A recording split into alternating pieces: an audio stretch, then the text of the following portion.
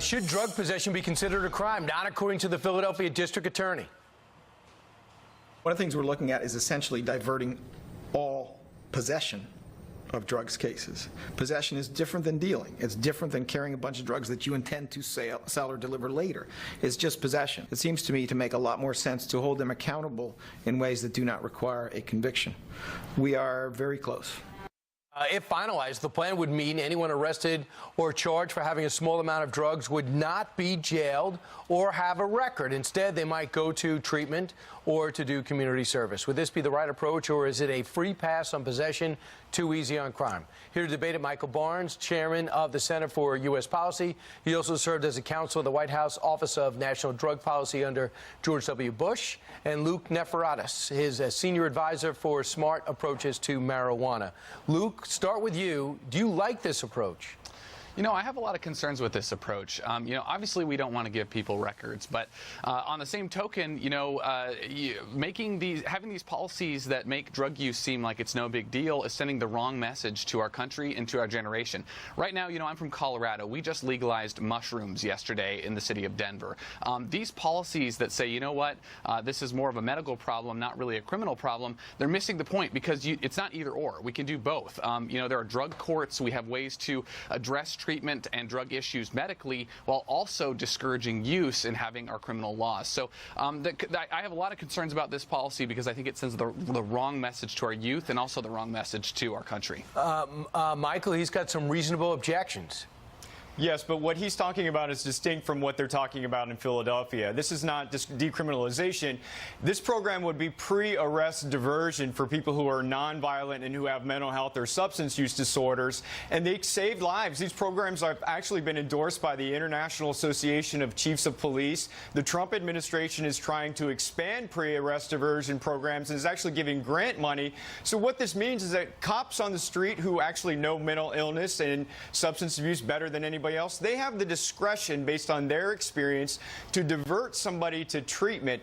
The crime remains the same. The penalty could remain the same if it were somebody who has also committed some other violent crime or is not in need of treatment. So this is a type of program that actually will save lives, reduce costs, reduce drug use, as well as reduce crime, keep people out of jail, and keep families together.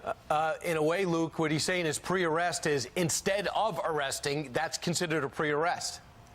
Yeah, I think that obviously I think we should have programs. Nobody should just go straight to jail on their first offense, certainly, and we should focus on ways of educating people. But I think the concern on the other side of this is that if we don't have some sort of stick in place, people are going to think that drug use is no big deal, and that's what's happening. Brian, this is similar to drug courts, which Luke has already endorsed, and that gives the judge the discretion to say you can either go to treatment or we'll put you in jail. You've got to adhere to what the rules are. This is a similar program, except the prosecutors and the police officers are the ones who are saying, we think in our discretion and our experience that this person is better off getting mental health or substance use treatment, but we still reserve the right to file charges and send the person to the criminal justice system. But sending a message, though, that this is just a medical problem is not the right way to go. We have to let the public know that this is something that should not be encouraged. It should be discouraged, and our youth certainly should not think. We agree on demand reduction. We agree on prevention, absolutely. Yeah, and here's the thing. What you're trying to say is we can't quantify how many people don't do drugs because they fear of a penalty. Because we don't know, because it's inside everyone's motivation. I think everyone's got the same goal. At this time, when people are actually using drugs and overdosing and dying because the drugs are tainted with fentanyl, there is a reason now not to use drugs that pretty much anyone who would be interested in partaking in the black market is aware of. So the penalties at this point in the midst of the opioid crisis are severe. I think the three of us know that, but I don't know how many 16, 17, and 18-year-olds fully have digested that, even though it seems personally reasonable to say one time could be the death of you.